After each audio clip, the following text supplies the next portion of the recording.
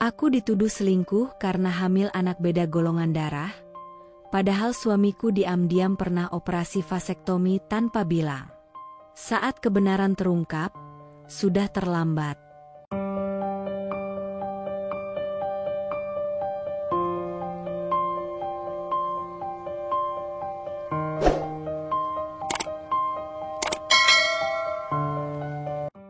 Namaku Nadia, 31 tahun. Aku dan suamiku, Reza, telah menikah selama 6 tahun. Kami belum dikaruniai anak, dan aku sempat menyalahkan diriku sendiri. Reza tampak sabar, tapi akhir-akhir ini dia berubah dingin. Saat aku akhirnya dinyatakan hamil, dia justru menuduhku berselingkuh. Ruang praktik dokter kandungan itu terasa hening meski AC di langit-langit terus berdengung pelan.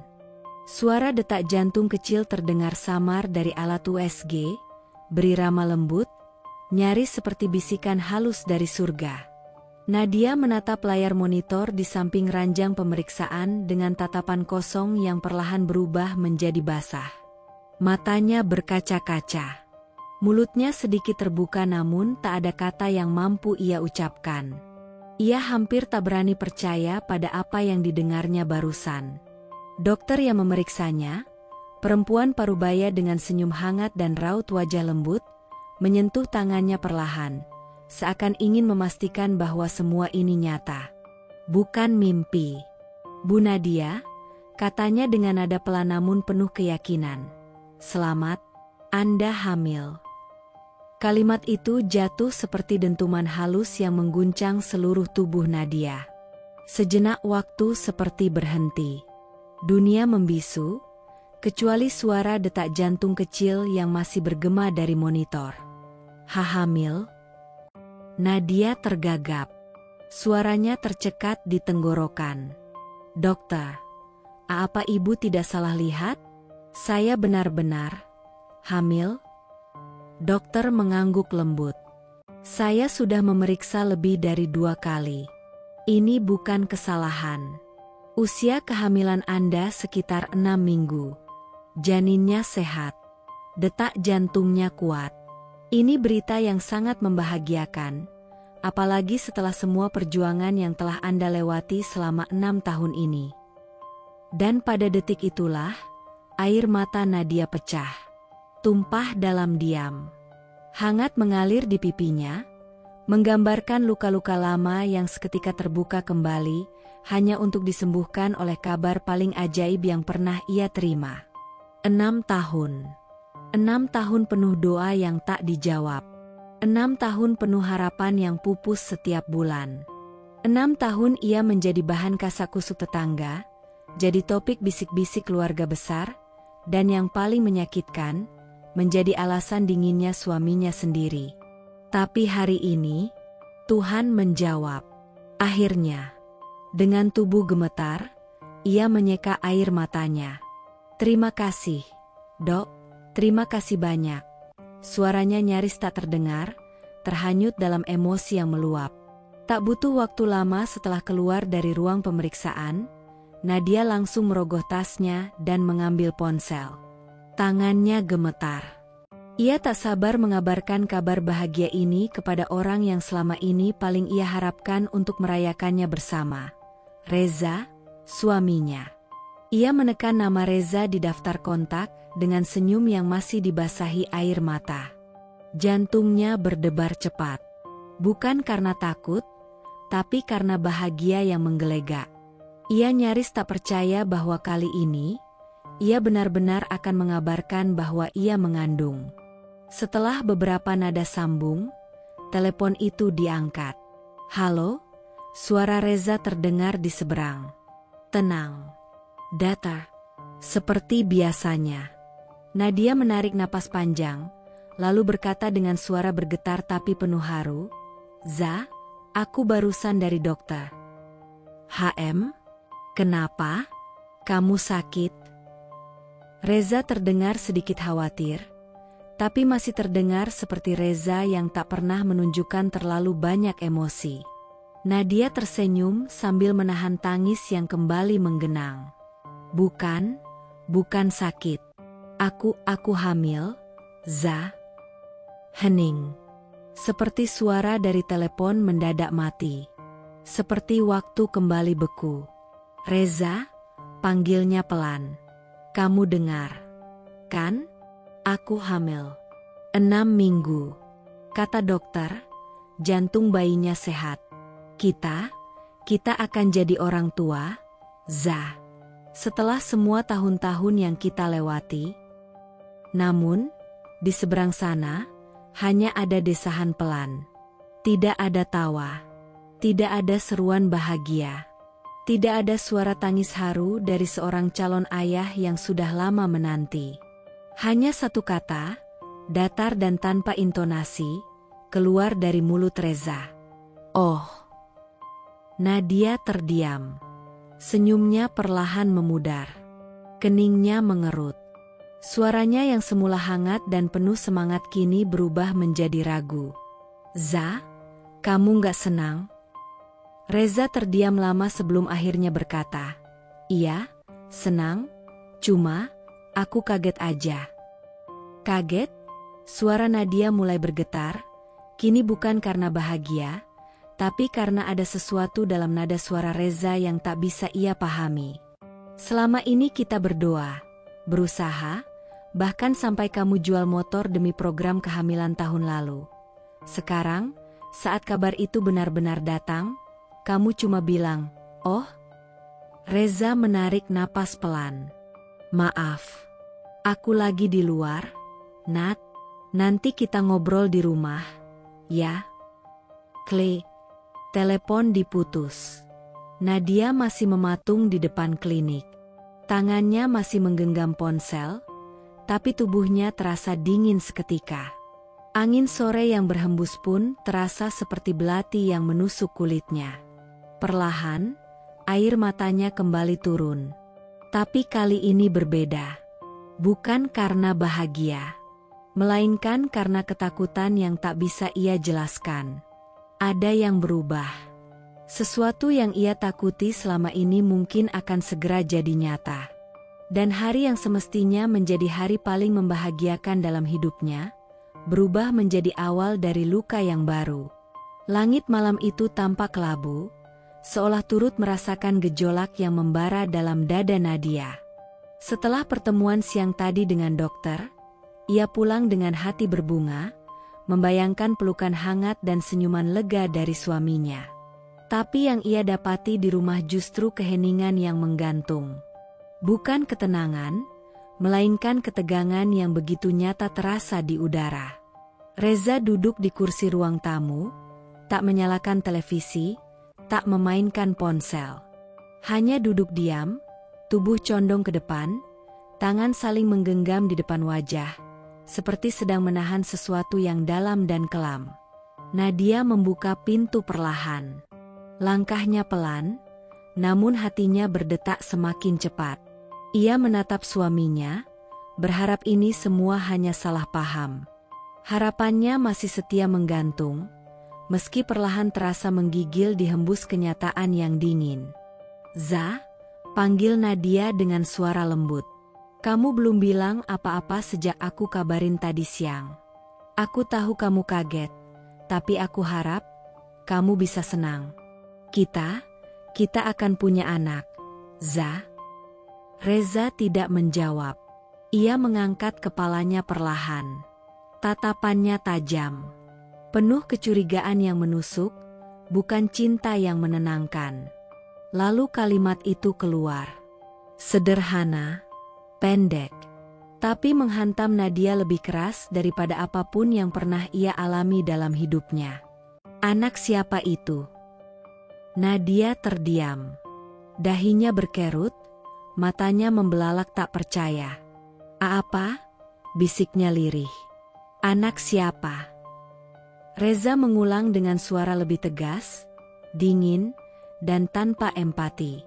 Karena itu jelas bukan anakku. Aku sudah steril 3 tahun yang lalu. Jantung Nadia seperti berhenti berdetak. Dunia seolah memutar balik. Apa yang baru saja ia dengar? Kata-kata itu tak hanya menyakitkan, tapi memecah seluruh dinding kepercayaan yang selama ini ia bangun. "Za, apa maksud kamu?" Bibirnya gemetar. Wajahnya pucat. "Steril? 3 tahun lalu? Kenapa aku baru tahu sekarang?" Reza berdiri. Langkahnya pelan namun mantap menuju Nadia, hingga hanya sejengkal yang memisahkan keduanya. Wajahnya keras, dingin. Sorot matanya menyiratkan tuduhan yang menusuk sampai ke tulang. "Karena aku lelah berharap, Nat. Aku lelah berharap dari rahimmu yang tak pernah bisa memberi aku anak. Jadi aku ambil jalan sendiri. Aku steril diam-diam, tanpa bilang ke kamu. Karena buat apa? Kita sudah menyerah sejak lama, bukan?" Air mata Nadia jatuh. Tapi bukan karena ia merasa bersalah, melainkan karena ia merasa dikhianati. Dikhianati oleh suaminya sendiri yang selama ini ia pikir setia berjuang bersamanya. Yang menemaninya ke dokter, yang ikut minum jamu, yang menenangkan setiap kali tes pack kembali satu garis. Tapi ternyata semua itu palsu. Kamu steril, dan kamu gak bilang? Kamu biarin aku terus berharap, terus berdoa, terus merasa gagal sendirian. Karena kamu memang gagal, Nadia, potong Reza tajam, matanya membara. Dan sekarang kamu muncul, bilang kamu hamil? Dari mana kalau bukan dari laki-laki lain? Nadia menutup mulutnya dengan tangan. Tubuhnya berguncang. Ucapan itu lebih dari sekadar tuduhan. Itu adalah pengingkaran atas seluruh cinta yang pernah mereka jalani.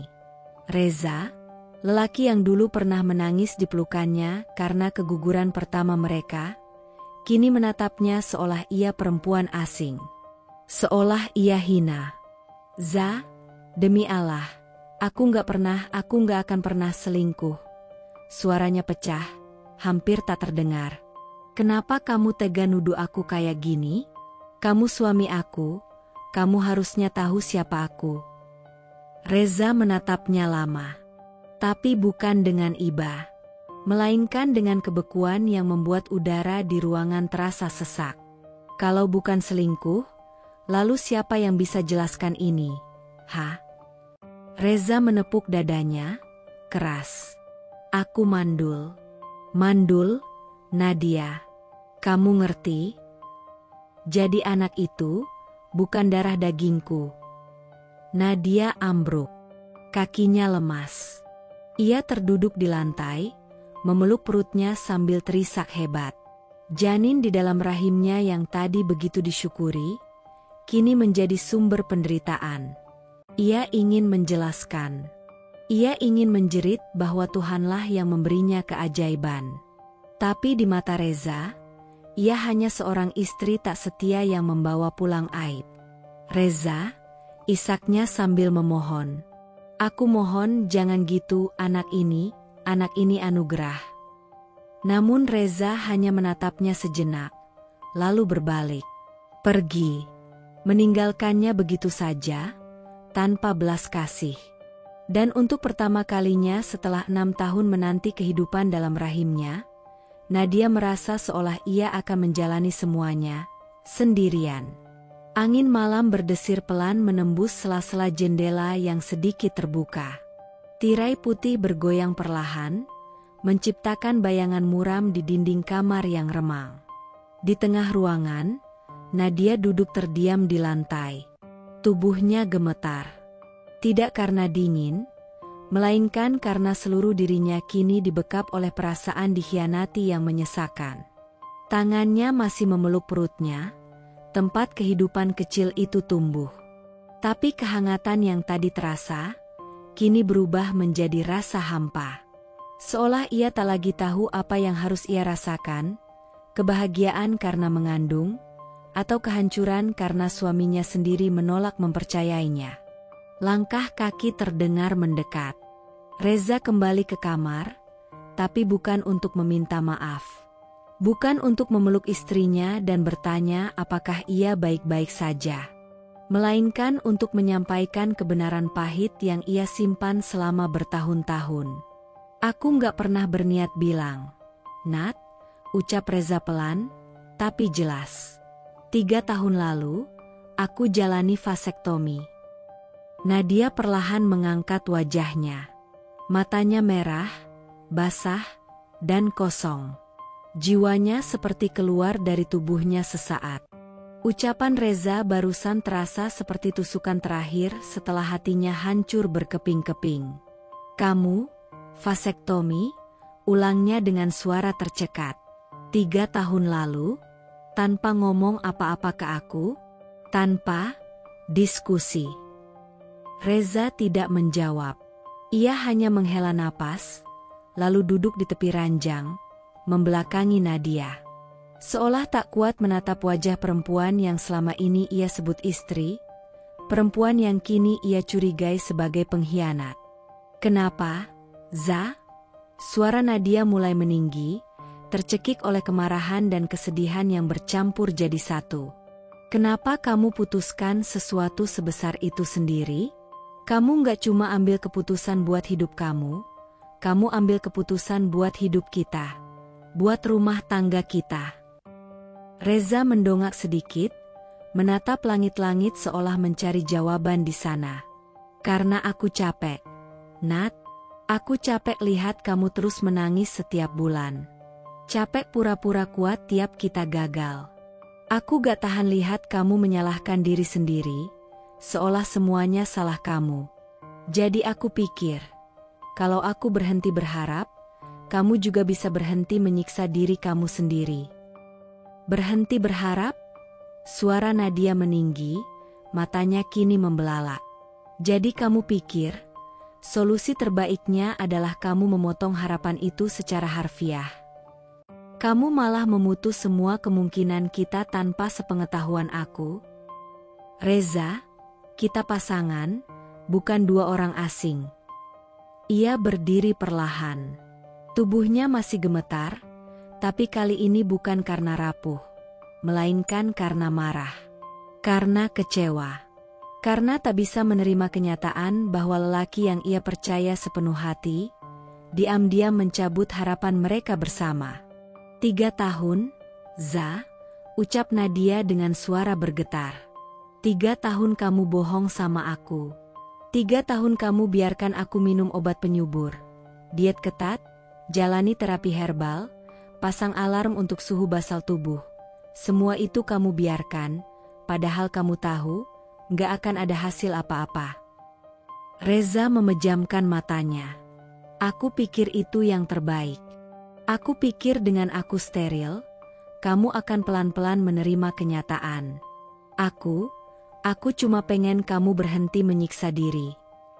Tapi kamu malah menyiksa aku lebih parah. Za." Tangis Nadia pecah lagi. "Kamu diam, kamu bohong, dan sekarang kamu nuduh aku selingkuh."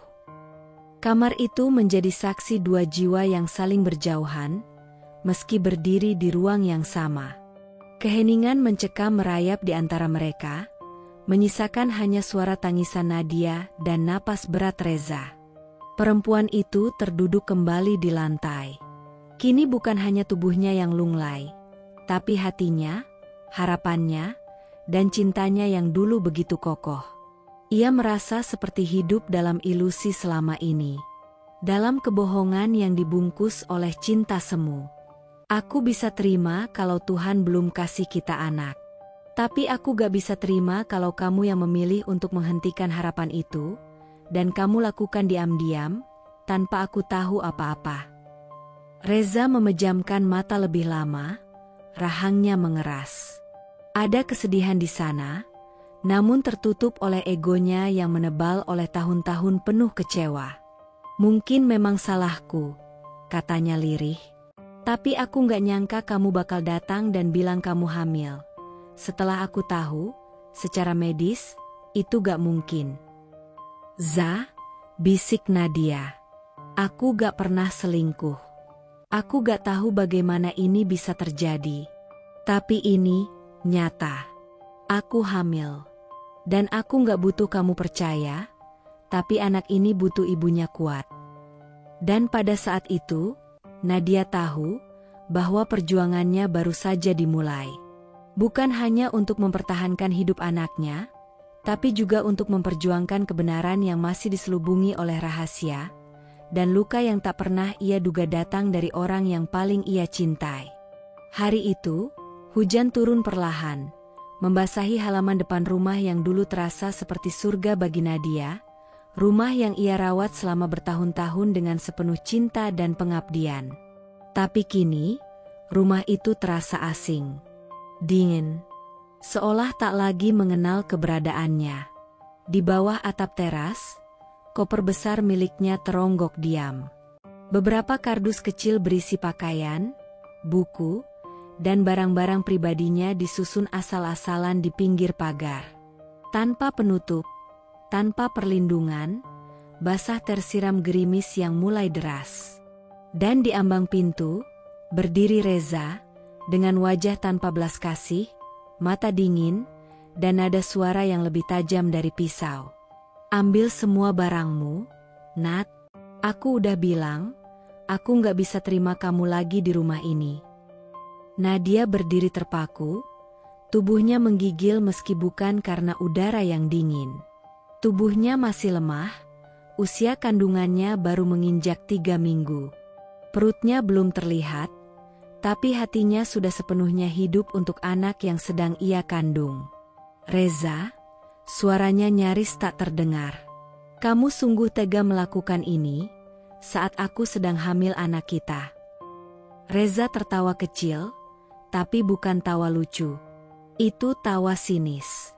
Tawa penuh luka yang tak lagi mampu membedakan antara emosi dan ego.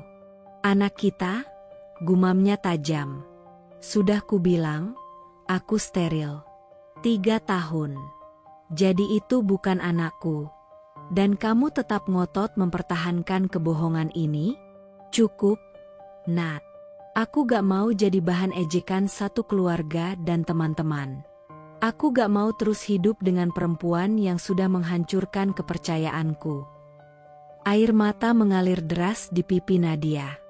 Tangannya refleks memegang perutnya, seolah ingin melindungi buah hatinya dari kenyataan yang terlalu pahit untuk ditanggung. Aku gak tahu kenapa Tuhan memberiku kehamilan ini, Reza. Tapi aku yakin satu hal, aku gak pernah sekalipun selingkuh. Aku gak akan pernah bisa mengkhianati kamu. Kenapa kamu gak bisa percaya aku, meskipun sekali saja?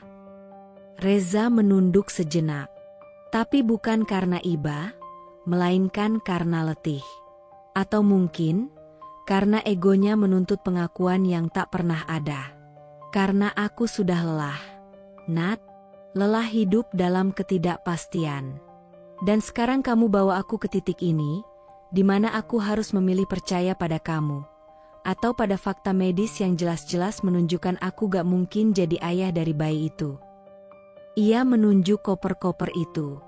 Bapakmu udah aku telpon, dia akan jemput kamu sore ini. Silakan tinggal di sana. Dan jangan pernah kembali ke rumah ini. Jantung Nadia seolah berhenti berdetak. Ia tahu hubungannya dengan ayahnya tidak harmonis sejak lama. Sejak dulu, ayahnya menganggap Nadia hanya beban yang membawa aib karena mandul, karena tak bisa memberikan cucu. Dan kini, Reza malah mengembalikannya ke tempat yang penuh luka itu, dalam keadaan hamil, sendiri, dan tanpa dukungan apapun. Kamu, buang aku seperti sampah, Reza? Setelah semua tahun yang kita jalani, setelah semua luka yang aku terima demi mempertahankan rumah tangga kita. Jangan drama, Nat. Aku juga korban di sini. Aku korban dari kebohonganmu. Reza berucap dingin, lalu membanting pintu rumah, membiarkan Nadia berdiri sendiri di bawah hujan yang kini turun lebih deras dari sebelumnya. Kilat menyambar langit. Suara petir menggelegar, tapi tak lebih keras dari suara hancurnya hati seorang perempuan yang baru saja diusir dari rumahnya. Saat ia sedang mengandung darah daging yang katanya bukan milik siapapun. Nadia terduduk di lantai teras, membiarkan air hujan menyatu dengan air matanya. Ia memeluk lututnya, gemetar. Satu tangan tetap memeluk perutnya. "Kita akan baik-baik saja, Nak," bisiknya lirih. "Meskipun dunia menolak kita, Ibu nggak akan pernah ninggalin kamu." Dan di tengah hujan yang menghapus jejak-jejak luka, seorang perempuan muda memulai perjalanannya sebagai ibu, sendirian, tanpa suami, tanpa rumah, tapi dengan kekuatan yang perlahan tumbuh dari kehancuran. Sudah 2 hari Nadia berada di rumah ayahnya.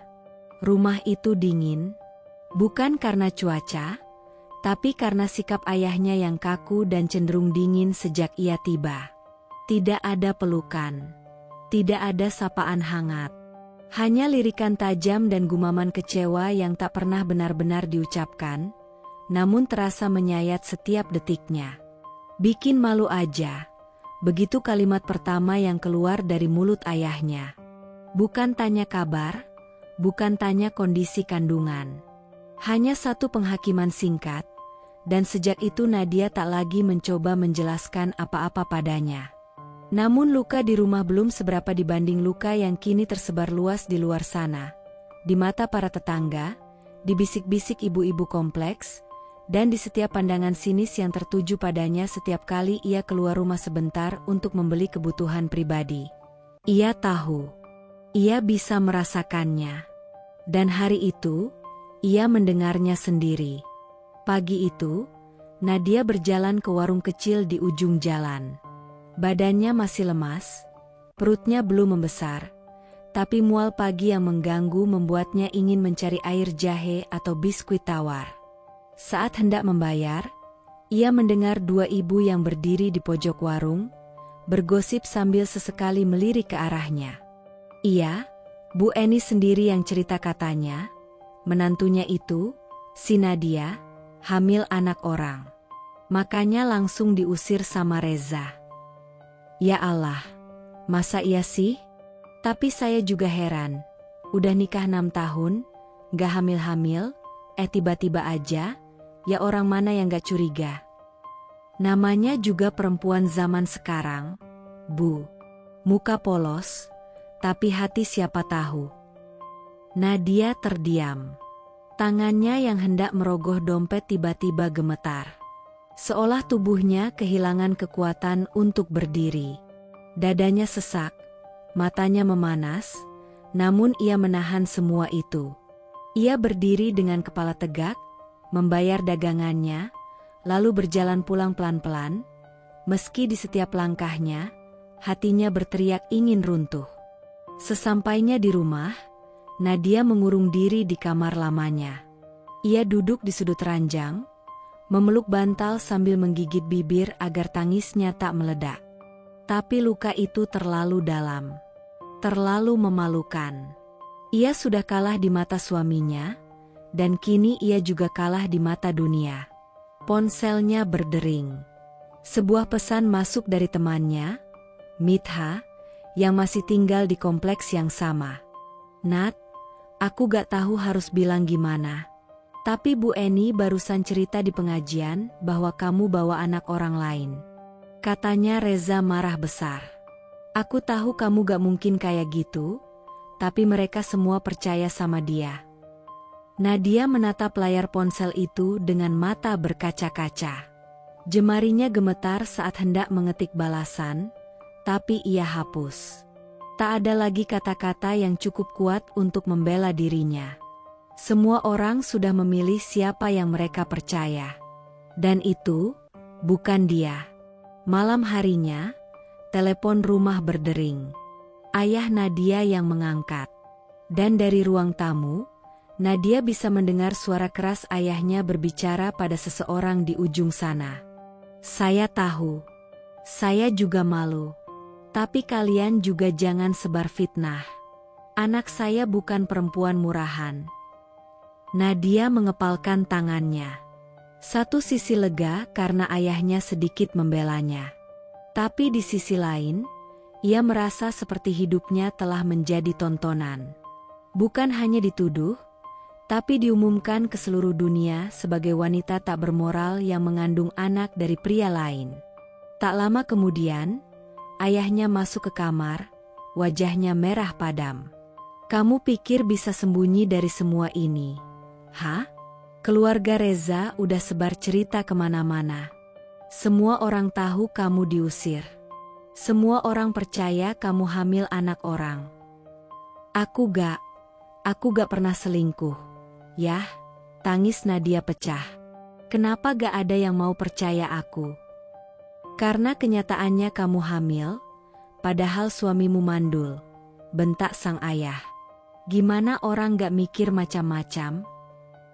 Nadia menutup telinganya. Ia menjerit dalam hati, namun tak ada suara yang keluar. Ia merasa tenggelam dalam lumpur fitnah yang tak berujung. Keluarga suaminya telah menyalakan api, dan kini dunia ikut membakar habis sisa harga dirinya. Di tengah keheningan, hanya satu suara yang membuatnya bertahan. Detak halus kehidupan kecil di dalam dirinya. Anak yang kini menjadi satu-satunya cahaya dalam dunia yang gelap dan membakar. "Nak, kita harus kuat," bisiknya sambil memeluk perutnya. "Ibu nggak tahu apa yang sedang terjadi, tapi ibu janji, ibu akan bersihkan semua ini. Ibu akan buktikan bahwa kamu anak yang suci." Waktu seakan berjalan lambat pagi itu. Langit mendung menggantung seperti bayang-bayang kecemasan yang selama berminggu-minggu menyelimuti hati Nadia. Di genggamannya ada sebuah amplop putih dari laboratorium. Isinya, hasil tes golongan darah calon bayinya, tes yang selama ini ia harapkan akan menjadi titik terang, tapi justru kini ia takut untuk membukanya. Nadia duduk di ruang tunggu klinik bersalin, sendiri. Tak ada Reza.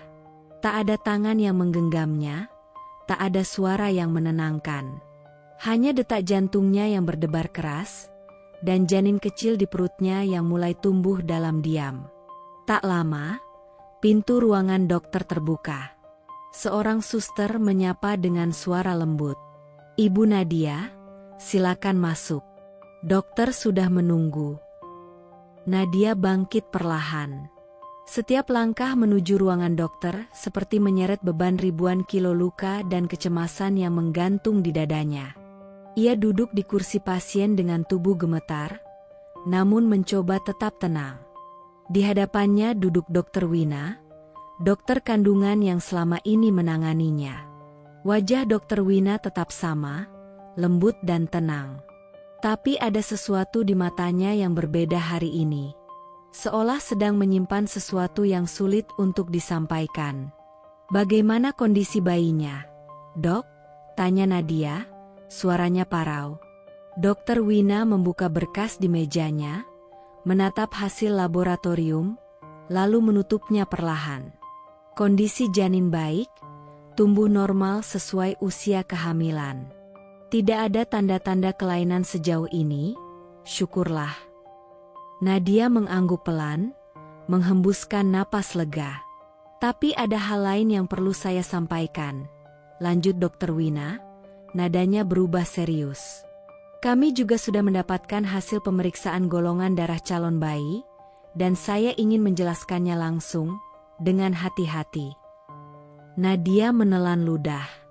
Jantungnya kembali berdegup tak karuan. "Apa ada yang aneh, Dok?" Dokter Wina menarik napas dalam. "Golongan darah janin yang Anda kandung adalah O, Bu Nadia." Nadia mengerutkan kening, mencoba mencerna. "Saya sendiri A, dan Reza AB," gumamnya pelan. "Golongan darah O, artinya?" Dokter Wina menatap Nadia dengan dalam, lalu mengangguk pelan.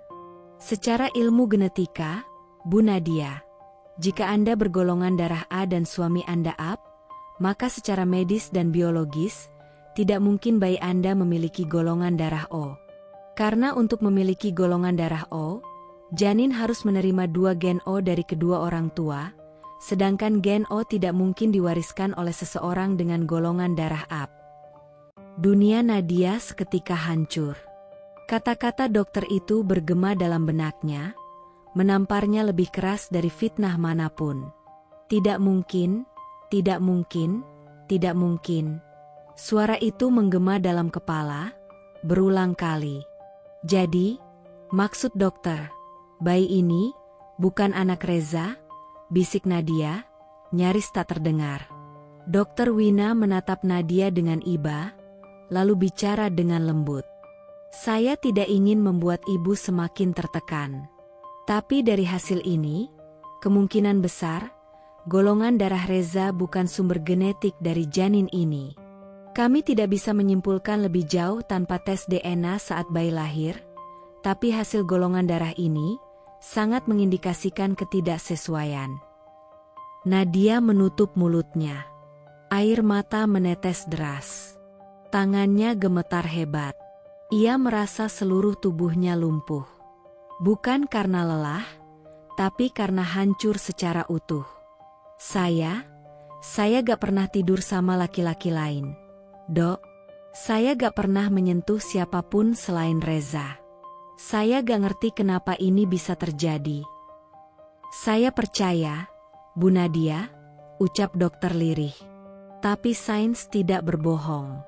Meski begitu, manusia bisa saja salah.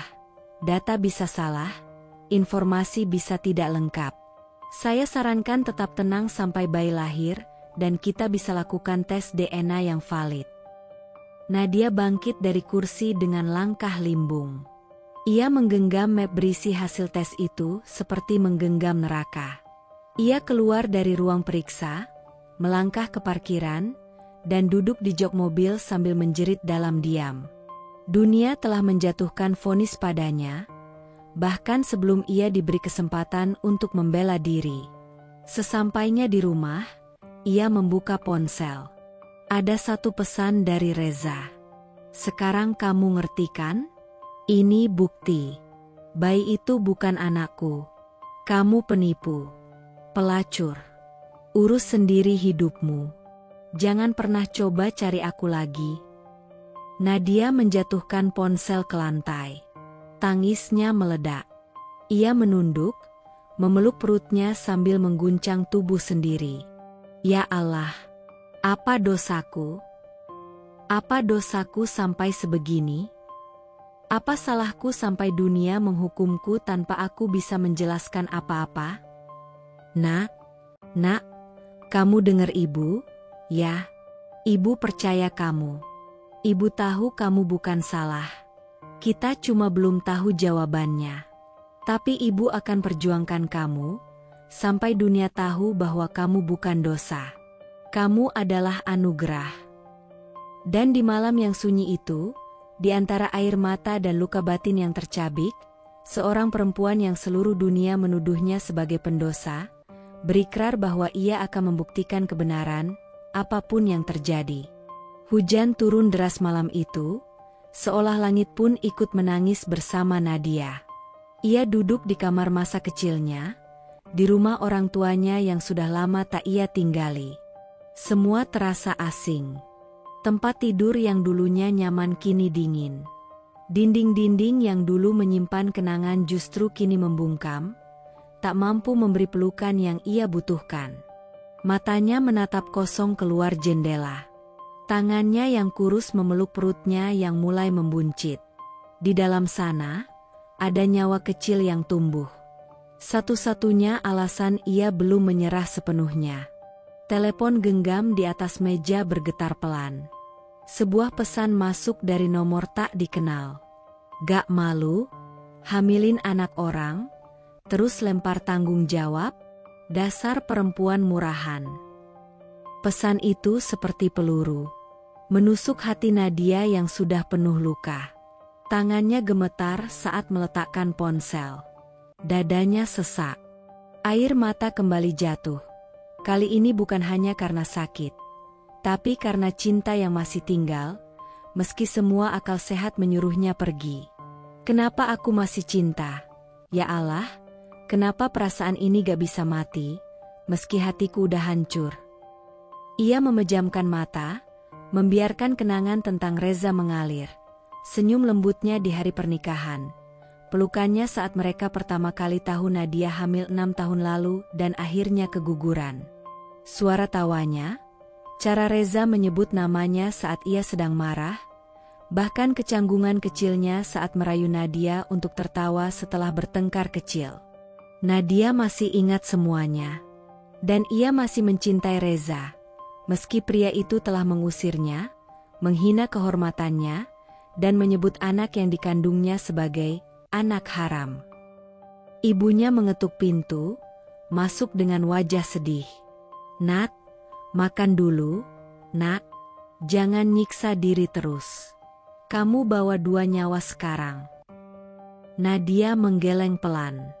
Suaranya hampir tak terdengar. "Bu, aku cinta sama Reza, walaupun dia udah ngusir aku. Walaupun dia gak percaya sama aku lagi." Ibunya duduk di sampingnya, memeluknya erat. "Cinta itu bukan soal bertahan meski disakiti, Nak. Tapi soal tahu kapan kamu pantas diperjuangkan. Kamu sudah kasih segalanya buat dia. Sekarang kamu harus perjuangkan dirimu dan anakmu." Nadia menangis di pelukan ibunya, tapi dalam hati ia bertekad. Ia tahu banyak orang ingin ia membenci Reza, ingin ia melupakan lelaki yang telah membuatnya terhina di mata keluarga dan masyarakat. Tapi hatinya belum bisa membenci. "Aku gak akan nyari dia lagi, Bu. Tapi aku juga gak akan biarin dia hidup dengan kebohongan. Aku akan buktiin bahwa bayi ini anaknya. Aku akan buktikan bahwa aku gak pernah selingkuh. Aku masih cinta, Bu. Tapi kali ini, aku juga cinta sama diriku sendiri." Dan sejak malam itu, Nadia mulai mengumpulkan kembali sisa-sisa dirinya yang berserakan. Luka masih menganga, cinta masih tinggal, tapi tekadnya mulai bangkit. Ia tak akan memohon pada Reza. Tapi ia akan membuktikan kebenaran, meski harus menantang dunia. Sudah hampir 2 bulan sejak Nadia diusir dari rumah itu. Luka di hatinya belum mengering. Tapi kini ia bukan lagi wanita yang hanya menangis dalam diam. Ia berubah. Luka itu perlahan berubah menjadi bara. Dan bara itu kini mulai menyala menjadi semangat untuk mencari kebenaran. Di depan gerbang besar sebuah rumah sakit swasta ternama, Nadia berdiri bersama seorang wanita muda berambut sebahu. Rani, sahabat yang dulu sempat menjauh karena Reza melarang Nadia bersahabat dengan siapapun di luar keluarga. Tapi kini, setelah tahu apa yang terjadi, Rani kembali. Dan ia berdiri di samping Nadia seperti perisai hidup.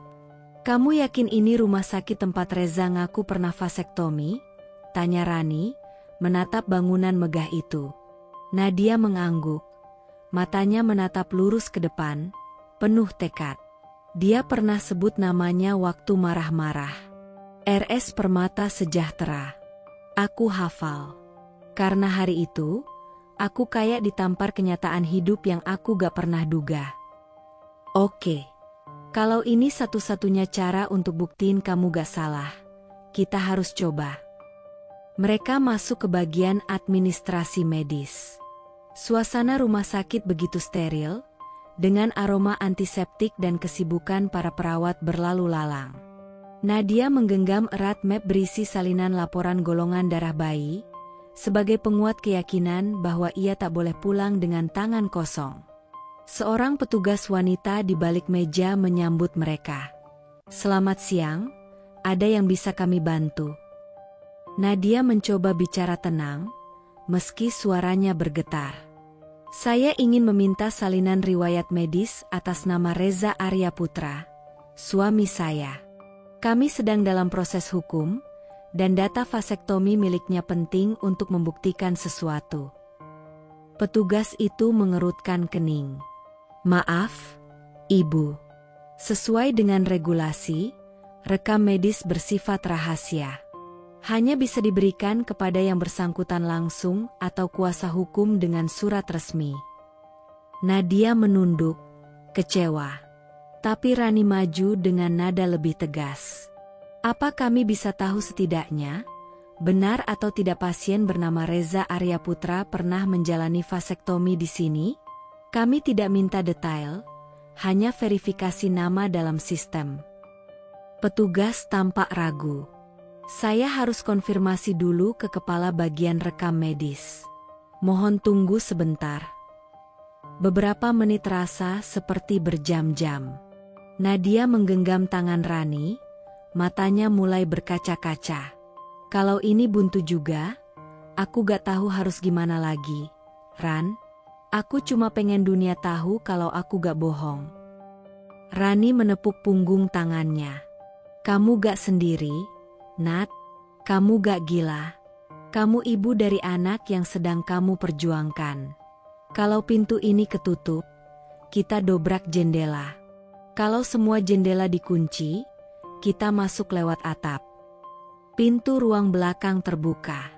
Petugas yang tadi keluar bersama seorang pria parubaya berkacamata, mengenakan jas dokter bertuliskan Dr. Rino, kepala rekam medis.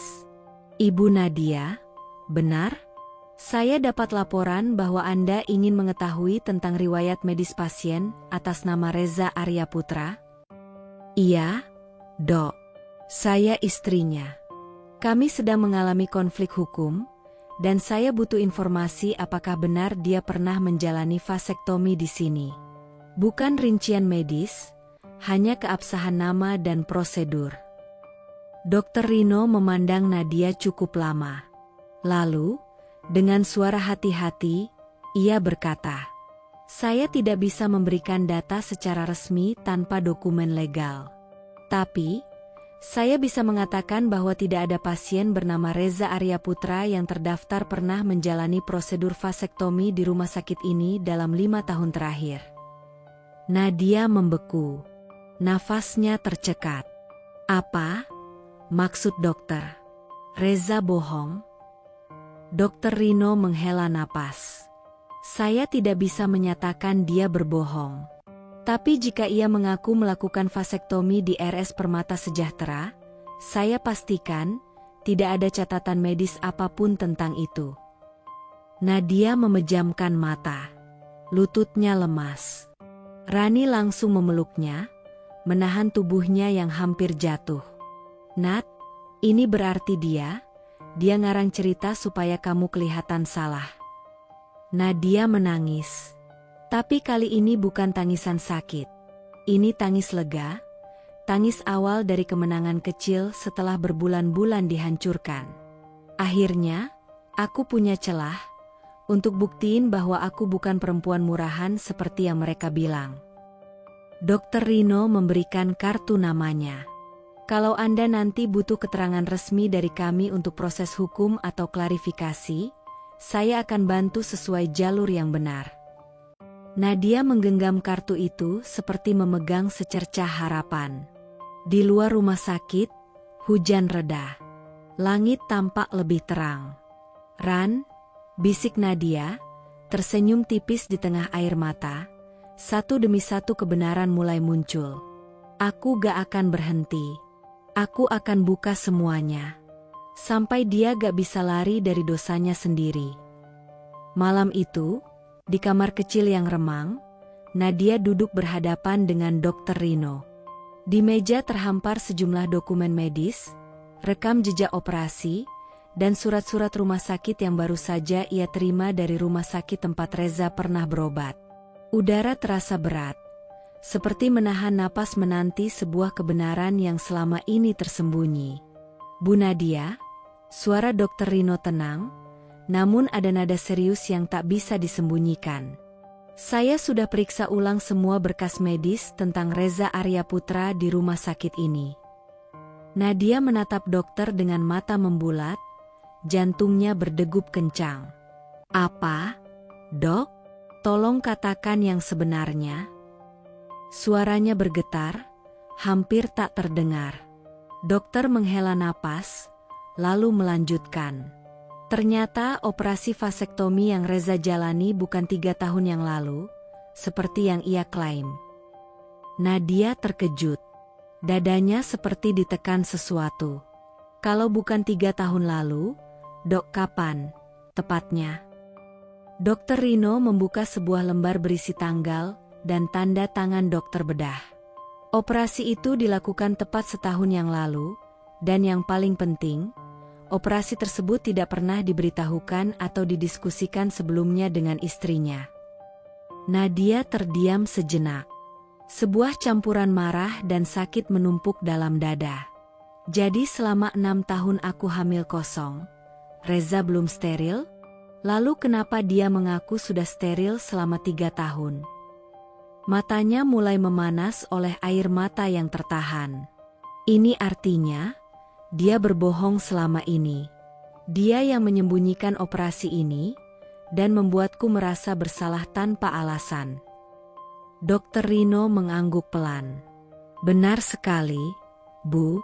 Saya juga menemukan catatan bahwa sebelum operasi vasektomi itu, Reza tidak pernah diberi penjelasan medis tentang prosedur tersebut secara lengkap. Nadia mengepalkan tangan. Emosi campur aduk. Sakit, marah, tapi juga sedikit lega karena akhirnya ada titik terang. Aku harus berhadapan dengan dia, Dok. Aku harus buat dia bertanggung jawab atas semua kebohongan dan pengkhianatan ini. Dokter memberi nasihat lembut. Sabar, Bu Nadia. Proses ini memang berat. Tapi dengan dokumen resmi ini, Anda punya bukti kuat untuk membela diri dan melawan fitnah yang selama ini menghancurkan hidup Anda. Nadia mengangguk, menatap dokumen di tangannya seperti menemukan pelita di tengah kegelapan. Di dalam hatinya, sebuah tekad baru membara. Aku tak akan membiarkan dia menghancurkan hidupku lebih lama lagi. Kebenaran akan menang, dan cinta yang selama ini kupertahankan, bukan untuk sia-sia. Sore itu, ruang tamu yang dulu penuh kehangatan kini terasa dingin dan sunyi. Nadia berdiri tegak, wajahnya memancarkan perpaduan antara kelelahan dan kemarahan yang dalam. Tangannya menggenggam erat tumpukan dokumen, bukti-bukti yang selama ini ia cari dengan air mata dan perjuangan. Di seberangnya, Reza duduk terpaku di kursi, tubuhnya yang biasa tegap kini tampak rapuh dan penuh kegelisahan.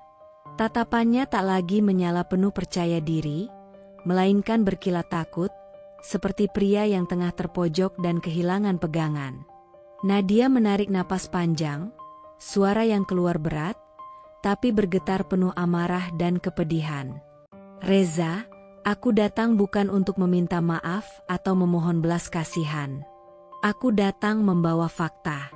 Fakta yang kamu coba sembunyikan selama ini, demi menutupi kebohonganmu sendiri. Reza mengangkat kepala, matanya mencari-cari jawaban di mata Nadia yang tajam seperti pisau. Apa maksudmu, Nadia? Suaranya rendah, mencoba mempertahankan sisa kewibawaannya. Nadia melangkah mendekat, meletakkan sebuah berkas di atas meja kaca. Suaranya sedikit meninggi, dengan nada yang menggema di ruang hampa itu. Ini, salinan riwayat medismu dari rumah sakit. Kamu menjalani operasi vasektomi, bukan 3 tahun lalu, seperti yang kamu katakan, tapi setahun yang lalu. Jadi, ketika aku hamil, kamu belum steril, Reza. Reza menelan ludah, matanya melebar. Ia mencoba membantah, tapi suara gemetar tak bisa disembunyikan. Kamu tidak tahu apa yang sebenarnya aku rasakan. Aku lelah, Nadia. Lelah berharap punya anak selama bertahun-tahun. Operasi itu aku lakukan demi kita, demi mengakhiri penderitaan. Nadia mengangkat berkas lain, hasil tes golongan darah bayi mereka, yang selalu jadi sumber tuduhan tak berdasar selama ini. Ini juga fakta, Reza. Bayi kita bergolongan darah O, aku golongan A, dan kamu AB. Secara medis, ini memang aneh, tapi bukan berarti aku bersalah. Justru ini menunjukkan bahwa kamu masih bisa membuahi aku saat pembuahan terjadi. Alibimu runtuh. Reza berdiri dengan napas terengah, wajahnya berubah menjadi campuran antara putus asa dan kemarahan. Kamu mau apa, Nadia? Apa yang kamu harapkan dari semua ini? Aku gak pernah bohong kalau bukan untuk melindungi kita. Kamu harus mengerti itu. Nadia menatap dalam-dalam ke matanya. Air mata mulai menetes perlahan. Suaranya kini lebih lembut tapi penuh ketegasan. Aku gak butuh perlindunganmu, Reza. Yang aku butuhkan hanyalah kejujuran. Dan aku berjanji, aku akan berjuang demi anak ini, demi kebenaran, dan demi harga diriku yang kamu hancurkan dengan kebohongan dan pengkhianatan. Reza terpaku. Wajahnya yang dulu terlihat kuat kini penuh tanda kekalahan. Suaranya bergetar ketika ia bertanya, nyaris putus asa. Kalau begitu, apa yang akan kamu lakukan sekarang? Nadia menghela napas panjang, kemudian menatapnya dengan penuh keyakinan. Aku akan bawa semua ini ke pengadilan. Aku akan tunjukkan pada dunia siapa yang sebenarnya jujur dan siapa yang berdusta. Ini bukan lagi tentang kita, Reza. Ini soal keadilan. Dan aku yakin, kebenaran akan menang. Keheningan memenuhi ruangan. Reza tahu ia kalah. Alibinya runtuh, dan kebenaran Nadia seperti badai yang tak bisa dihentikan. Dalam hati, Nadia merasa ada beban besar yang mulai terangkat. Meskipun luka di hatinya belum sembuh, tapi untuk pertama kalinya, ia merasa punya kekuatan untuk bangkit dan melawan. Ruang pertemuan kecil di klinik urologi itu terasa dingin dan tegang. Nadia duduk di kursi, wajahnya pucat tapi penuh tekad. Di sampingnya, Rani memegang erat tangannya, memberi dukungan tanpa kata. Di depan mereka berdiri Reza, berkeringat dingin, napasnya tak teratur. Di sisi lain meja, Dr. Hendra, dokter urologi yang melakukan operasi vasektomi setahun lalu, memandang dengan tatapan serius dan tegas. Nadia memulai dengan suara yang hampir pecah tapi tegar, "Dokter, saya perlu memastikan sesuatu. Apakah benar suami saya, Reza Arya Putra, menjalani vasektomi di tempat ini? Dan apakah prosedur itu pernah dikomunikasikan pada saya, istrinya?" Dr. Hendra mengangguk perlahan. "Benar, Bu Nadia, Reza memang menjalani operasi vasektomi di sini tepat setahun lalu. Namun, operasi itu dilakukan tanpa persetujuan istri, dan sesuai catatan, tidak ada komunikasi atau persetujuan dari ibu." Reza mulai gelisah. Suaranya meninggi, "Itu urusan pribadi saya dengan dokter. Saya yang memutuskan. Itu bukan alasan untuk menuduh saya tidak bertanggung jawab." Nadia menatap tajam, air matanya mulai menetes. "Tapi kamu yang berbohong padaku selama ini. Kamu bilang sudah steril 3 tahun lalu. Sementara ini baru setahun, dan kamu menyembunyikan operasi itu dariku." Dr. Hendra melanjutkan dengan nada tegas. "Selain itu, berdasarkan pemeriksaan terakhir, Reza masih memiliki kemungkinan fertilitas yang tidak bisa dikesampingkan sepenuhnya. Jadi, kemungkinan dia masih bisa membuahi istri, sesuatu yang selama ini dia bantah." Reza panik, wajahnya memucat. "Itu tidak mungkin. Bayi itu bukan anak saya. Saya menolak klaim itu." "Nadia," dengan suara penuh kesedihan namun tegas, "dokter sudah menjelaskan kebenarannya. Saya ingin Reza mengakui dan bertanggung jawab." Dr. Hendra menatap Reza.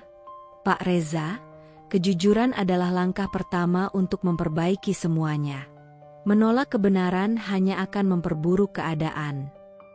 Reza terdiam, dadanya berombak, ketegangan memenuhi ruangan. Nadia berdiri, menatap Reza dengan penuh harapan. "Ini bukan hanya soal kita. Ini soal masa depan anak kita, dan harga diri yang sudah kau injak-injak." Ruang itu sunyi, hanya suara napas mereka yang terdengar berat, menandai babak baru perjuangan Nadia menuntut kebenaran dan keadilan. Ruangan tamu yang biasanya penuh dengan tawa dan kehangatan kini terasa sunyi dan dingin seperti lemari es yang membekukan. Nadia berdiri di dekat jendela, matanya menatap kosong keluar, seolah mencari keberanian di balik riuh suara kehidupan yang terus berlalu. Bayi mungil di kamarnya yang baru lahir, seolah menjadi satu-satunya pengingat betapa hidupnya kini terperangkap dalam pusaran drama dan fitnah. Detik-detik berlalu seperti jarum jam yang berdetak lebih keras dari biasanya, membenamkan rasa gugup yang menghimpit dada Nadia. Akhirnya, ia berbalik dan melangkah menuju Reza yang duduk di sofa dengan wajah yang tertutup bayang-bayang gelap kemarahan dan kebencian. Dengan suara yang bergetar dan penuh harap, Nadia membuka pembicaraan yang sudah lama ia pendam. "Reza, aku sudah berpikir matang." Suaranya lirih, namun penuh keteguhan. "Aku ingin melakukan tes DNA. Untuk bayi kita. Untuk membuktikan segala sesuatu yang selama ini dipertanyakan." Reza mengangkat wajahnya perlahan, matanya bertemu dengan tatapan Nadia yang penuh kejujuran. Namun, ekspresinya tidak berubah. Ia menghela napas panjang, kemudian berkata dengan suara dingin dan penuh penolakan, "Nadia, aku sudah bilang aku tak mau memperpanjang drama ini. Tes DNA hanya akan membuka luka lama yang seharusnya sudah kita tutup rapat-rapat," katanya, dengan nada yang hampir seperti peringatan. Jantung Nadia terasa tercekat. Betapa ia berharap Reza bisa melihat dari sudut pandangnya, betapa tes itu bukan sekadar soal drama, tapi soal keadilan dan kebenaran yang harus ia dapatkan. "Aku tidak mengerti, Reza." Nadia menggenggam tangannya erat, berusaha menahan air mata yang menggenang di sudut matanya. "Ini bukan tentang drama. Ini soal kebenaran. Tentang masa depan bayi kita, tentang harga diriku yang sudah diinjak-injak oleh fitnah dan kebohongan." Reza mengalihkan pandangannya, suaranya meninggi, namun tetap dingin dan tajam seperti pisau yang mengiris hati. "Dramatis sekali kamu, Nadia. Aku sudah lelah dengan segala masalah ini. Aku hanya ingin kita bisa melupakan semuanya dan hidup tenang tanpa saling menyakiti lagi," ujarnya, penuh keputusasaan yang dibungkus dengan kemarahan. Nadia terdiam sejenak. Rasanya seolah-olah hatinya terbelah dua, retak dan hancur berkeping-keping. Ia menahan tangis dan mengumpulkan keberanian sekuat tenaga. "Bagaimana aku bisa tenang, Reza? Ketika namaku sudah tercemar, ketika aku terus-menerus dihujat dan dicaci maki oleh tetangga dan orang-orang yang bahkan tak mengenalku." Suara Nadia bergetar, napasnya tersengal-sengal karena menahan emosi yang hampir pecah. Reza menatapnya dengan sinis, senyumnya seperti racun yang menusuk. "Kamu terlalu berlebihan, Nadia. Aku sudah capek. Biarkan semua ini berlalu saja." Hati Nadia berdegup keras, dan dengan suara yang nyaris berbisik namun penuh tekad, ia berkata, "Aku tidak akan membiarkan ini berlalu begitu saja, Reza. Aku tidak akan menyerah. Demi diriku, demi bayi ini, demi kebenaran yang harus terungkap, aku akan terus berjuang, meskipun kau menolak." Keheningan yang menusuk menyelimuti ruangan. Di dalam diam itu, Nadia merasakan sebuah tekad membara yang tak bisa dipadamkan oleh penolakan siapapun. Dan di sana, Reza pun menyadari bahwa perlawanan Nadia bukanlah drama kosong, melainkan perjuangan hidup yang tak akan mudah ia kalahkan. Malam itu langit kelam, diguyur hujan deras yang seakan turut menangis bersama Nadia. Setiap tetes hujan yang menimpa jendela rumah sakit, seolah mencerminkan getir dan kepedihan yang tengah melanda hati perempuan muda itu. Sendirian di ruang bersalin yang dingin dan steril, Nadia menahan kontraksi yang makin membesar, tubuhnya menggigil, tak hanya karena rasa sakit, tapi juga karena sepi dan luka batin yang dalam. Perawat yang setia mendampinginya terus memberi semangat. "Bu Nadia, tolong tahan lagi, sebentar lagi bayi kita akan lahir. Kuat ya, Bu, kuat." Nadia mengangguk pelan, napasnya tercekat. Aku harus kuat. Untuk bayi ini, untuk masa depan kami. Suaranya bergetar tertahan, mata yang sembab berkaca-kaca memancarkan keteguhan yang luar biasa di balik segala kepedihan. Namun tiba-tiba, sebuah rasa panas dan basah menjalar ke bawah, dan Nadia sadar bahwa darah mengalir deras. Pendarahan hebat itu membuat dada dan perutnya terasa nyeri luar biasa, seakan dunia runtuh di sekelilingnya. "Dokter, darahnya banyak sekali." Suara perawat mendadak panik, segera memanggil tim medis masuk ke ruang bersalin. Nadia menggenggam erat tangan perawat, berusaha menahan ketakutan yang menguasai tubuhnya. Aku takut kehilanganmu, Nak," bisiknya lirih, suaranya nyaris pecah. "Tolong, jangan tinggalkan aku." Di luar ruang bersalin, Reza menerima pesan singkat dari saudara yang mengabarkan kondisi Nadia. Ia menatap ponselnya dengan mata kosong, dada berombak hebat, lalu suaranya gemetar ketika membalas, Aku akan segera ke sana." Namun, entah kenapa tubuhnya seakan enggan bergerak. Pikirannya kacau dan hati dipenuhi rasa bersalah sekaligus kebingungan. "Kenapa semua harus seperti ini?" gumamnya lirih, wajahnya berubah muram. Sementara itu, di dalam ruang bersalin, jeritan bayi laki-laki itu pecah, melengking menembus keheningan yang mencekam. Suara tangis itu adalah keajaiban, harapan yang muncul di tengah badai kesedihan. Nadia, dengan sisa tenaga yang ada, meraih bayi mungil itu dan menatapnya penuh kasih sayang. Air mata mengalir deras di pipinya, dan dengan suara tersendat penuh emosi, ia berbisik, Kamu adalah alasan aku bertahan. Aku janji, aku akan melindungimu dari dunia yang kejam ini. Aku akan berjuang demi kamu, Nak." Perawat yang menyaksikan momen itu ikut tersentuh, berkata dengan hangat, "Bu Nadia, kamu sangat kuat. Bayimu kuat, dan kamu lebih kuat lagi." Rasa sakit dan kelelahan Nadia seakan menghilang sesaat, digantikan oleh perasaan hangat dan penuh harapan. Namun di balik itu, sebuah pertarungan berat masih menanti, melawan fitnah, penolakan, dan keraguan yang terus membayang di masa depan. Dengan bayinya dalam pelukan, Nadia menatap jendela, menyambut malam yang basah dengan harapan baru. Ia tahu, perjalanan ini belum berakhir. Tetapi dengan keberanian dan cinta yang tak tergoyahkan, ia siap menghadapi apapun demi masa depan anaknya. Sejak bayi kecil itu lahir, harapan Nadia terasa seperti lentera yang redup, berusaha menerangi kegelapan yang menyelimuti kehidupannya. Namun takdir berkata lain. Tak lama setelah kelahiran, kabar buruk datang menghantam seakan gelombang badai yang menggulung tubuhnya tanpa ampun. Ruangan Icu yang dingin dan penuh peralatan medis itu menjadi saksi bisu dari perjuangan bayi mungil yang terbaring lemah. Tubuhnya begitu rapuh, nyaris tak berdaya. Nadia duduk di kursi yang keras, menatap nanar sosok kecil yang terbungkus selimut putih tipis. Jari jemarinya menggenggam tangan bayi dengan kelembutan seorang ibu yang tak tergantikan. "Aku di sini, Nak. Ibu tidak akan pergi. Kamu harus kuat, ya."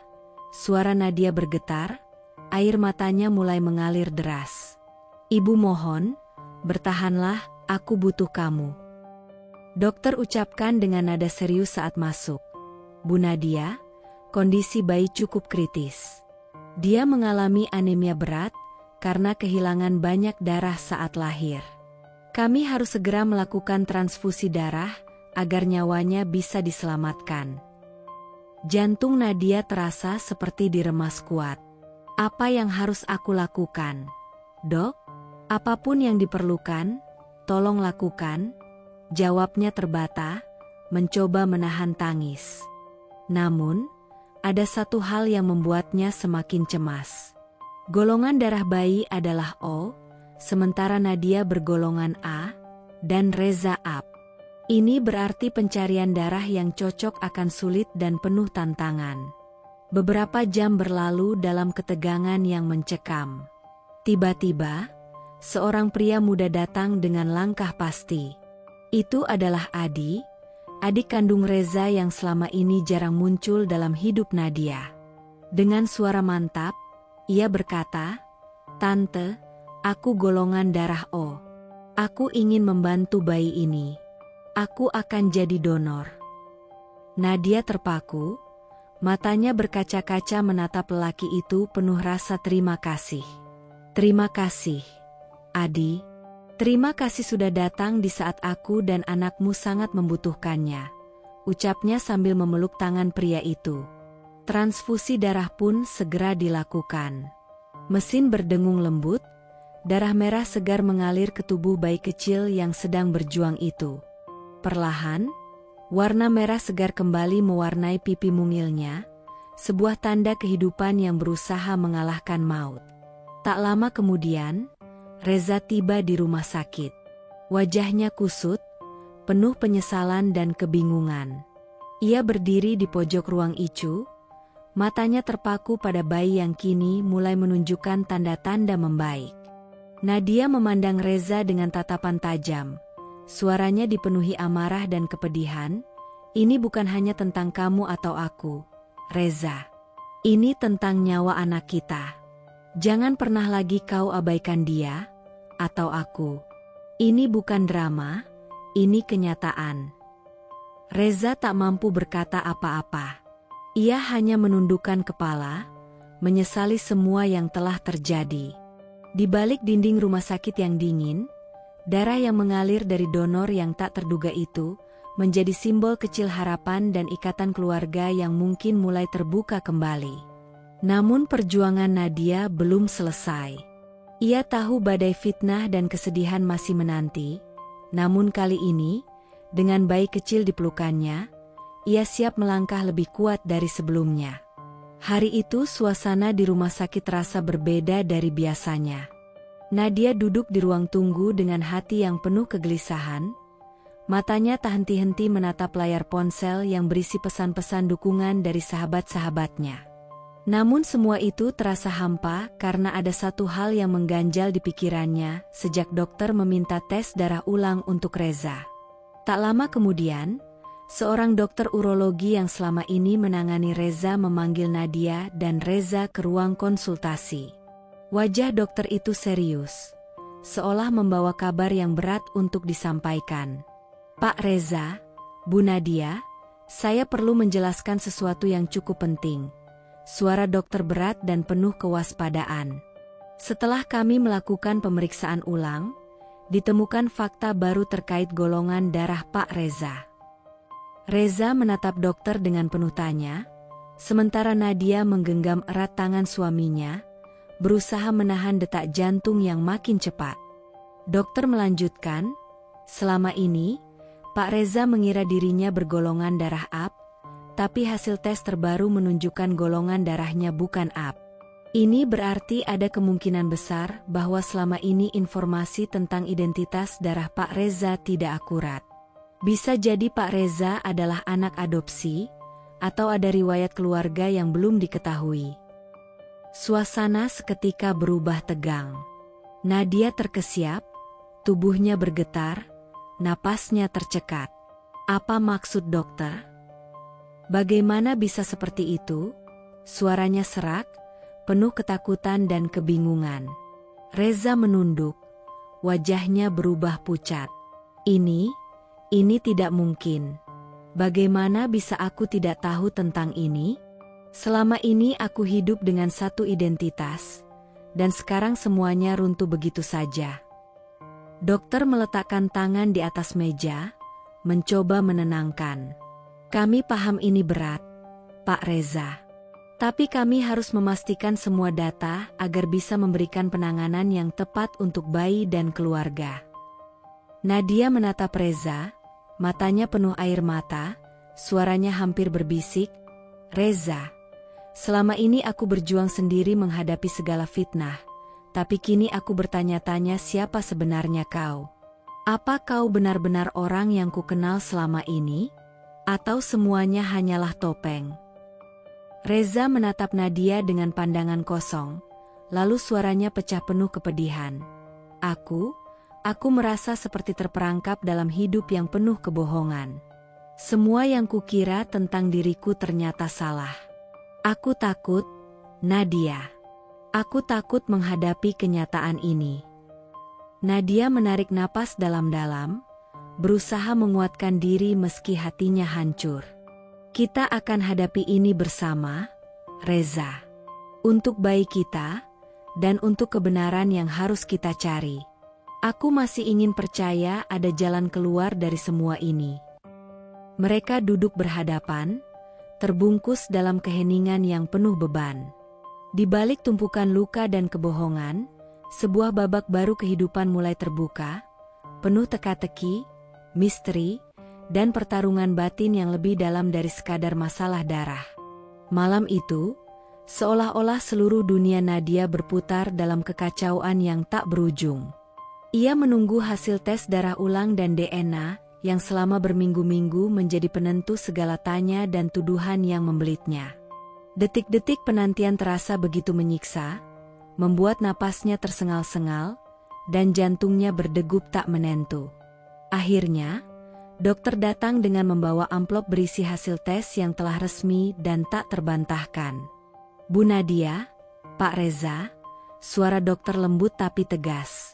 Kami sudah menerima hasil tes DNA dan golongan darah ulang. Saya akan jelaskan satu persatu. Nadia menggenggam tangan Reza erat, wajah keduanya penuh ketegangan. Pertama, berdasarkan tes DNA, bayi Anda memang anak kandung Pak Reza. Ini adalah fakta medis yang tak bisa disangkal, ujar dokter dengan nada yang membuat ruangan seketika hening. Reza menghela napas panjang, pandangannya menatap lantai, seolah mencoba mencerna kebenaran yang selama ini disangsikan. Dokter melanjutkan, namun, hasil tes golongan darah Pak Reza menunjukkan sesuatu yang mengejutkan. Golongan darah sebenarnya bukan A, melainkan B. Ini menjelaskan mengapa golongan darah bayi bisa berbeda dengan yang selama ini Pak Reza kira. Nadia menatap Reza, matanya membara dengan campuran lega dan amarah. Jadi selama ini kamu hidup dengan kebohongan?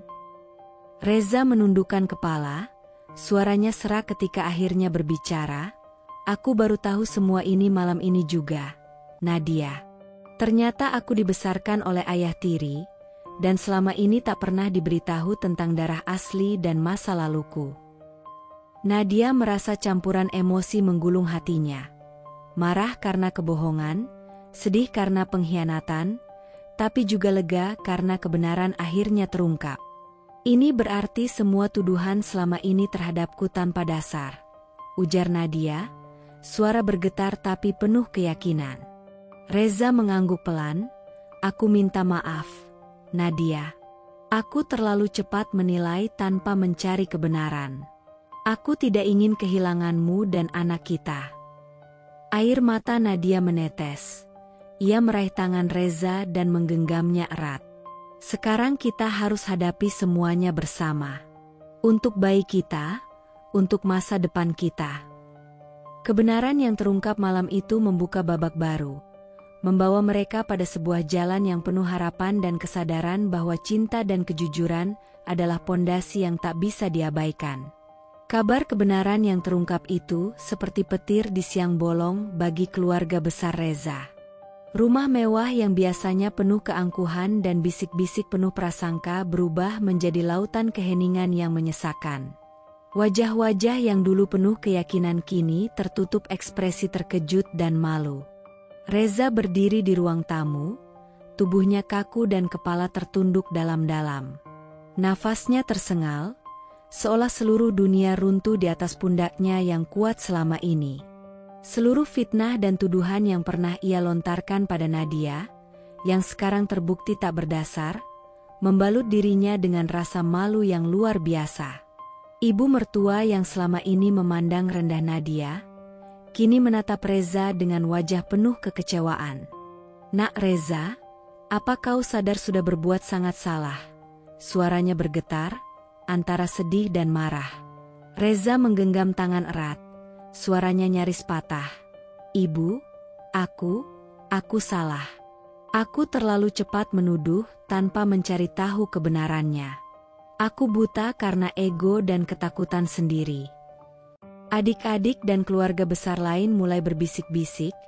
Rasa simpati perlahan berbalik kepada Nadia yang sejak awal terus berjuang untuk membuktikan kebenaran. Mereka mulai menyadari bahwa semua prasangka itu hanya menciptakan luka mendalam di antara keluarga. Nadia berdiri dengan kepala tegak, meski hatinya masih terluka. Ia memandang Reza dengan mata berkaca-kaca, namun ada ketegasan yang mengalir dalam suaranya. Reza, aku tidak pernah ingin menjatuhkanmu. Aku hanya ingin keadilan untuk diriku dan anak kita. Kalau saja kau mau percaya dan mendengarkan aku, semua ini tidak akan terjadi. Reza menunduk, suara seraknya tertahan. Aku sangat menyesal, Nadia. Aku telah menyakiti bukan hanya kamu, tapi juga diriku sendiri. Aku siap memperbaiki semuanya, jika kau mau memberiku kesempatan. Suasana menjadi hening, hanya terdengar detak jam yang bergema di ruang tamu. Di balik rasa malu dan penyesalan, Reza sadar betul bahwa perjalanan panjang menebus kesalahannya baru saja dimulai. Suasana di ruang tamu rumah Nadia terasa begitu sunyi, hampir seperti menahan napas dalam keheningan yang menusuk. Sinar matahari yang lembut menyelinap melalui tirai, namun tak mampu menghangatkan ruang yang penuh beban itu. Di sudut ruangan, bayi kecil mereka tertidur dengan pulas di dalam gendongan, lelap dan tak tahu betapa berat dunia di sekelilingnya. Reza melangkah masuk dengan langkah gontai, wajahnya kusut dan lelah. Matanya sembab, dan sepasang tangan yang dulu penuh percaya diri kini gemetar menahan gelombang penyesalan yang membuncah. Ia berhenti tepat di depan Nadia, yang duduk diam di sofa, tatapannya kosong namun penuh luka yang dalam. Suara Reza pecah saat ia akhirnya membuka mulut. Nadanya terputus-putus, seolah setiap kata harus ditarik keluar dengan susah payah dari kedalaman hatinya. Nadia, aku datang bukan untuk membela diri, bukan untuk melawan, tapi aku datang untuk minta maaf. Dari lubuk hatiku yang paling dalam, suaranya mulai bergetar, air mata mulai tumpah dari sudut matanya. Maafkan aku telah meragukanmu, menuduhmu tanpa bukti, dan menyakitimu dengan kata-kata yang tidak seharusnya keluar dari mulutku. Aku bodoh, egois, dan terlalu takut menghadapi kenyataan. Nadia tetap diam. Matanya menatap jauh ke depan, menahan perasaan campur aduk yang berputar liar di dadanya. Dia merasa hancur, lelah, dan bingung, antara ingin memaafkan dan takut terluka lebih dalam lagi. Namun hatinya terlalu lelah untuk memberi jawaban sekarang. Reza merunduk, menjatuhkan diri berlutut di depan Nadia, tangannya menggenggam erat kaki sang istri. Berikan aku kesempatan untuk membuktikan bahwa aku bisa berubah. Aku ingin memperbaiki semuanya, bukan hanya untukku, tapi juga untukmu dan bayi kita. Suaranya pecah oleh tangis yang menyesakan, dan di baliknya tergambar ketulusan yang jarang terlihat selama ini. Di sisi lain, bayi kecil mereka mulai terbangun, matanya yang bening menatap ke arah ayahnya dengan polos, seolah merasakan kegelisahan yang mengambang di udara. Reza meraih tangan kecil itu dan meneteskan air mata. Kau adalah harapan dan alasan aku ingin menjadi pria yang lebih baik. Nadia akhirnya mengalihkan pandangannya, menatap Reza dengan sorot mata yang berlinang air mata, namun masih terselimuti luka. Reza, kata maaf itu mudah diucapkan. Tapi kau harus tahu, aku bukan hanya terluka oleh kata-katamu. Aku terluka oleh pengkhianatan, oleh keraguan yang kau tanamkan di antara kita, oleh rasa sakit yang kurasakan setiap kali aku sendirian. Suara Nadia berat, penuh kepedihan yang dalam. Aku butuh waktu, bukan sekadar janji. Aku butuh bukti, bukan hanya kata-kata. Reza mengangguk, menunduk dalam-dalam, seolah menerima hukuman terberat dari hidupnya. Aku siap menunggu, seberapa lama pun kau butuh. Aku akan berjuang, dengan seluruh kekuatanku, demi kita dan anak kita. Hening mengisi ruangan, hanya suara napas bayi yang kecil dan tenang menemani. Di antara air mata dan penyesalan, ada secercah harapan yang tumbuh perlahan. Harapan bahwa luka bisa sembuh dan cinta bisa menemukan jalannya kembali. Malam itu, suasana di ruang tamu terasa dingin dan penuh ketegangan. Reza kembali datang, wajahnya masih menyisakan jejak kelelahan dan penyesalan yang mendalam. Namun kali ini, di matanya ada harapan yang kuat. Harapan untuk memperbaiki semuanya, untuk memulai kembali dari titik nol bersama Nadia dan bayi mereka. Nadia duduk di sofa, bayinya yang kecil tertidur pulas dalam gendongan. Pandangannya jauh, mata itu terlihat berat dan penuh luka yang belum sembuh. Ketika Reza mulai bicara, nada suaranya mengandung segala harapan dan penyesalan. Nadia, aku tahu aku sudah terlalu banyak menyakiti kamu. Tapi aku ingin kita kembali seperti dulu, sebagai keluarga. Aku janji akan berubah. Aku ingin memperbaiki semuanya. Pinta Reza dengan suara bergetar. Nadia menatapnya dengan tatapan tajam yang penuh keberanian dan kesedihan. Suaranya pelan tapi tajam, seperti pisau yang mengiris dalam-dalam. Reza, maaf. Aku tidak bisa. Kamu menuduh aku tidur dengan pria lain saat aku mengandung darah dagingmu. Itu bukan luka kecil yang mudah sembuh. Itu sebuah pengkhianatan yang terlalu besar. Ucap Nadia, nadanya berat dan bergetar oleh emosi yang tertahan. Reza terdiam, hatinya tersayat mendengar kata-kata itu. Ia tahu benar luka yang dia timbulkan sangat dalam, jauh lebih dari yang pernah dibayangkannya. Aku sudah mengorbankan banyak hal untuk kita, tapi aku juga manusia yang punya batas. Lanjut Nadia, menahan air mata yang mulai menggenang di matanya. Maaf, aku tidak bisa kembali ke masa lalu yang penuh kebohongan dan rasa sakit. Aku harus melindungi diri dan anak kita.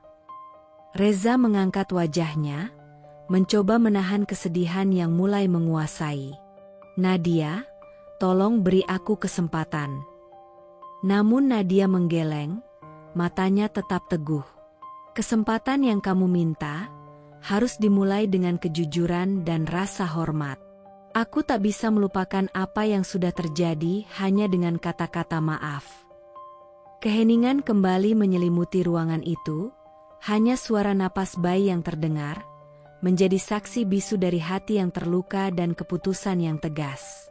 Waktu terus berlalu, namun luka yang pernah ditimbulkan Reza tak kunjung sembuh, malah makin dalam menggerogoti jiwa dan raganya. Dulu, ia adalah pria yang penuh wibawa, sukses, dan dihormati banyak orang. Kini, segalanya hancur berkeping-keping. Nama baiknya tercemar, reputasinya runtuh seperti menara pasir yang digulung gelombang. Bisnis yang pernah ia bangun dengan keringat dan impian perlahan-lahan merosot, pelanggan pergi satu persatu, dan kontrak-kontrak yang sudah di tangan hilang tanpa jejak. Reza yang dulu gagah dan penuh percaya diri, kini hanya seorang pria yang tersisa dengan penyesalan dan kehancuran. Di sebuah kamar sempit di sebuah kontrakan kumuh di pinggiran kota, Reza duduk terpaku di atas kursi tua. Matanya merah dan sembab, wajahnya lelah tak berdaya. Di tangannya tergenggam foto Nadia dan bayi mereka, sebuah pengingat pahit yang tak bisa ia hindari. Dengan suara parau dan nyaris berbisik, Reza menatap foto itu seolah ingin berbicara pada bayangan masa lalu yang sudah jauh terpisah. Nadia, aku sudah hancur. Aku kehilangan semuanya. Lebih dari sekadar materi, aku kehilangan cinta dan kepercayaan yang pernah kau beri padaku. Aku menyesal. Seumur hidupku, Aku akan menyesali keputusan bodohku. Kesalahan yang hampir menghancurkanmu dan anak kita. Ucapnya, suaranya pecah oleh air mata yang tak terbendung. Beberapa tetes air mata jatuh di foto itu, membasahi wajah wanita dan anak kecil yang menjadi harapan sekaligus pengingat terberatnya. Rasa bersalah membungkamnya, membuat dada sesak tak tertahankan. Sementara itu, di tempat lain, kehidupan Nadia berjalan dengan cara yang jauh berbeda.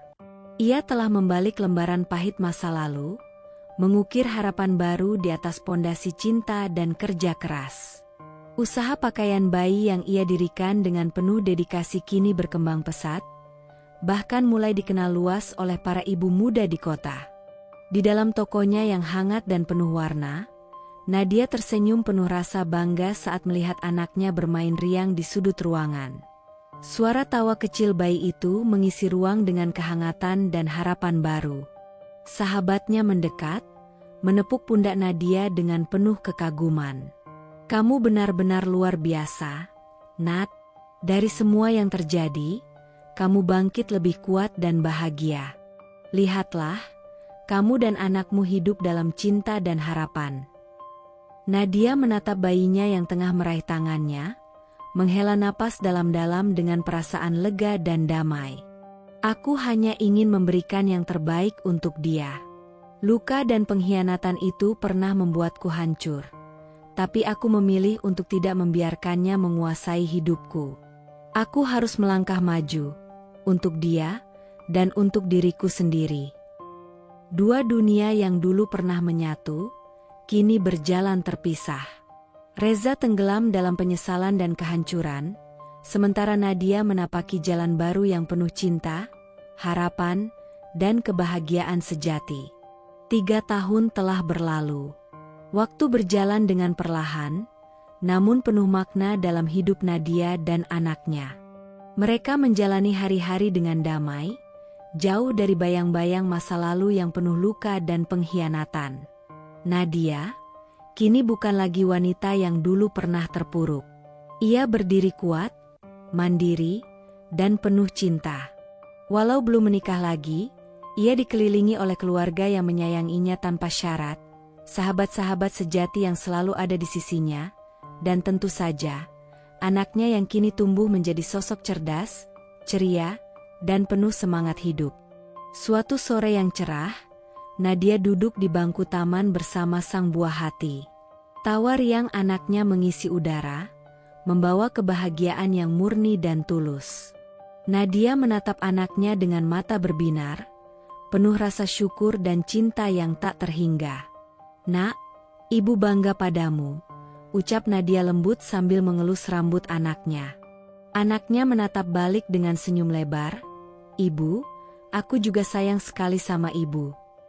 Di balik kebahagiaan itu, ada sosok lain yang diam-diam menyaksikan dari kejauhan.